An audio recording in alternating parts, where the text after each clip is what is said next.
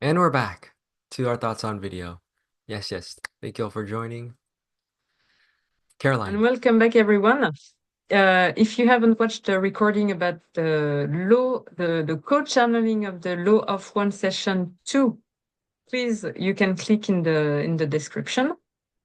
And I have some questions for you, Leo. So that's why I wanted to record this thoughts on video. Um, so what can you tell us about Ra, Amun Ra? And then Lyrans, as well as you channel the Lyrans and Ren. So how do you feel after channeling all these beings? So yes, feel free to share with Yes, I us. feel really good. I feel, to be honest, it's not anything startling or stark contrast or anything.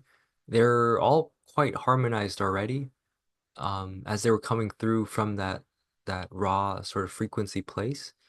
So I could tell they had different sort of flavors, different little flares and energies, but overall it's quite all harmonized, so it wasn't jarring or anything like this. It was very smooth. And when the Lyrans came through though, they when they said that they would share a name, I was receiving so many different names. It was like it really was like more of a pick and choose. Like, what kind of name do you want to call us? And I just was receiving so much that I felt and they felt that like our connection should be more crystallized first so that it can become more easier to discern. So they just came through more, And do and you remember some of these names? there's some starting with R. There's lots starting with L. There was some with O. I just could make out some like letters and syllables, but nothing really Mm, like nothing stood out was like, oh yes, this is it. It was like sort of kind of all like mm, um random a bit. Nothing really stood out. So I could sense that that wasn't none of them were really accurately representing the energies. But yes. Was this the first time that you channeled the Lyrans? No, I think this is like the third time. The first two times Mm, they may have come through with the name in one of the times. I don't really remember, but just the fact that I don't remember, I think, is a sign that our connection isn't as crystallized yet. So it's definitely getting there. I definitely I've always felt a deep connection with the Lyrans, given my name is Leo. And so, but in terms of channeling them, I just, for whatever reason, it wasn't really at the top of my list or something to be like, oh, I want to channel the Lyrans. It was because I also always felt that they were already part of the Raw Collective, so it was very much like I was channeling them already through a more collective way form. And so, yes. mm. And to me, it appeared to me that they were more watery when you began channeling. And so, yes, it was just the because as I had my eyes closed, my eyes closed, I could, yeah, the energies were more watery when you channeled the Lyrans. So yeah. Yes, and I think that's also again because they're so harmonized together. And Amun actually identified very closely with the Syrians, that he has very close counterparts or incarnations in the Syrian star system. So, and they're very watery energy as well. So I think that had a sort of uh, effect as well on how the Lyrans came through. Yes. And is there one part of the message or that stood out for you? Yes, the lessons that Amun was sharing about how that we don't need to rush things, we don't need to try and force things to change. It will all happen as we take it step by step, as we first change our inner state and from there change the rest of our lives as well. And then yeah, our physical environment, our collective, our planet, our world will all change and follow suit as well. And so that really stuck with me. I very much resonate.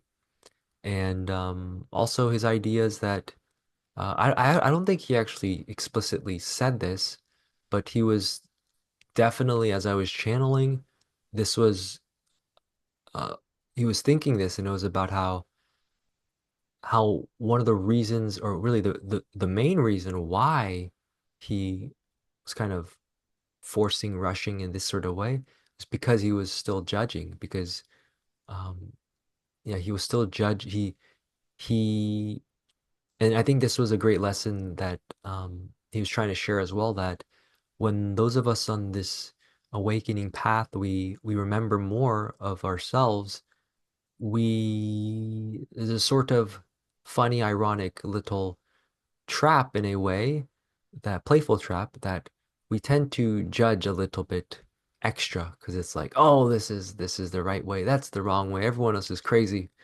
And I think that there was definitely that going on with Amun, and he was like, why is everyone thinking this way, believing this, worshiping this way? This is wrong. And I feel like this energy in and of itself is a part of the judgment energy, a part of the negative limiting energy. And that's what caused, or that's why he caused himself to be a bit forceful and try to rush force things, make things so it has to be this way. And I think that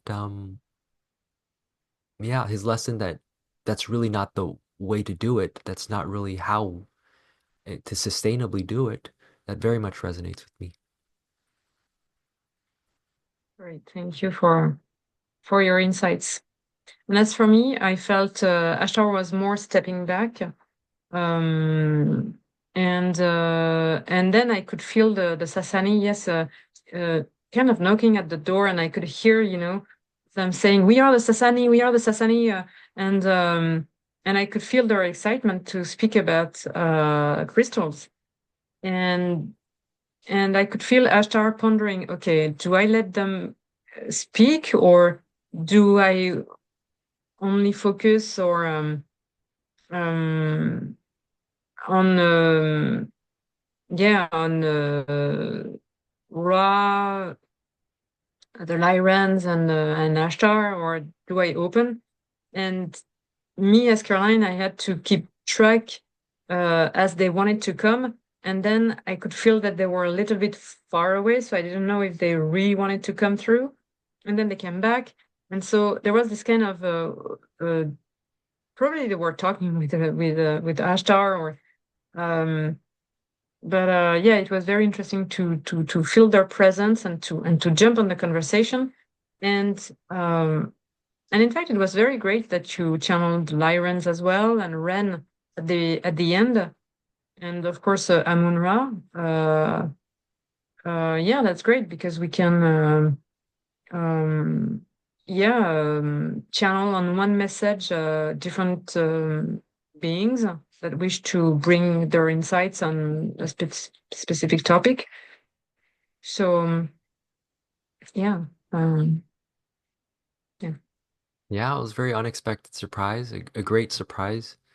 And yes, I think going forward, we spoke about this a little bit. We're being guided to channel more of our star Mm, family, and I think that's just what's going to happen going forward. mm, yeah. And is there something that you would like to add? Hmm. No, nothing is coming to mind. I think we covered a good amount there. How about for you? No, it was just a great surprise to have all these beings willing to come through, and yeah, I was very happy to channel the Sassani. I hope the message was understandable because, I, to be honest, as usual, I don't remember what I said, what I channeled, but I just remember that they spoke about things that may be complicated to understand. And so at some point, they kind of stepped back to assess whether it would be too complicated or not.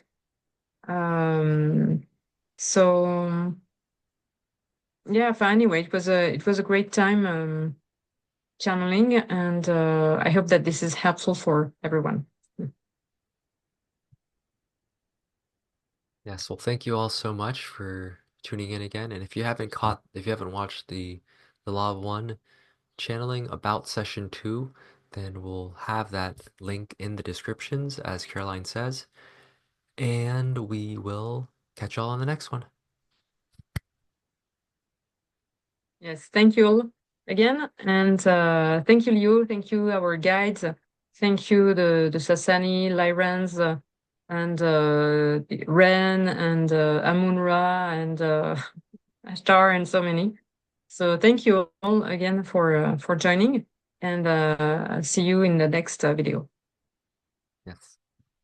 Bye. Mhm. Bye.